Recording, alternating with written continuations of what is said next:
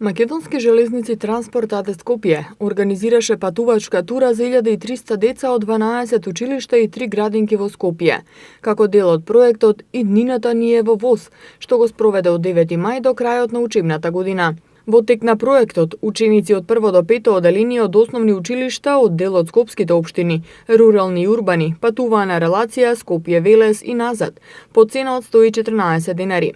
Целта на оваа патувачка тура со ВОЗ е сообраќајна едукација и стекнување култура при превоз со ВОЗ, но истовремено и привлекување идни патници.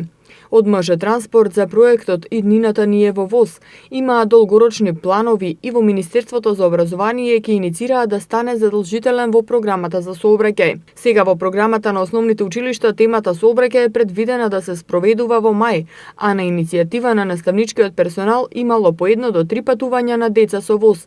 За сега капацитетите на возниот парк дозволуваат патувачки тури за учениците во Скопје. Доколку се создадат услови и се зголеми возниот парк, се планира да се вклучат и деца од останатите делови на државата.